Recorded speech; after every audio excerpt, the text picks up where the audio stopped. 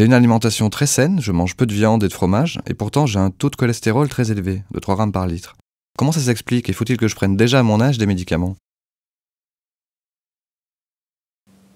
Docteur Guez, il n'y aurait pas une cause génétique dans l'histoire d'Alain?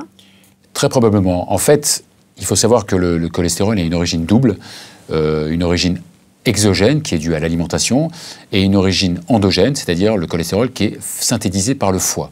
Et ça voudrait dire qu'Alain fabrique trop de cholestérol? Très probablement. S'il suit effectivement un bon régime, il y a très probablement une origine génétique à son hypercholestérolémie. Alors Alain nous a annoncé un taux de 3 grammes par litre, c'est beaucoup?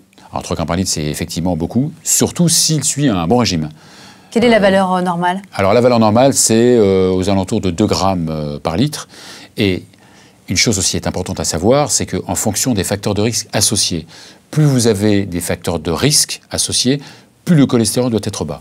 Et ces facteurs de risque principaux? Les facteurs de risque, ce sont le tabac, l'hypertension artérielle, le diabète, l'obésité, l'hérédité familiale. Bon, on est bien d'accord, Alain ne peut pas rester avec un taux de cholestérol de 3 grammes par litre, donc il va devoir prendre un médicament, sachant que déjà dans son alimentation, il a fait la chasse aux mauvaises graisses.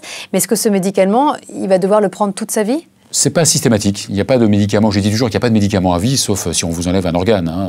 On vous enlève la thyroïde, vous allez prendre des hormones thyroïdiennes. Mais si vous avez un surpoids et que vous maigrissez, si vous faites du sport, si vous mangez mieux, si vous contrôlez, si vous avez des règles hygiéno-diététiques convenables, le cholestérol peut baisser et faire diminuer, voire arrêter un traitement. Voilà Alain, donc ça c'est plutôt une bonne nouvelle et puis surtout c'est bien, bravo, parce que vous connaissez votre taux de cholestérol et on rappelle que le cholestérol reste l'ennemi numéro 1 des artères, donc tout le monde devrait connaître son taux de cholestérol. Tout à fait.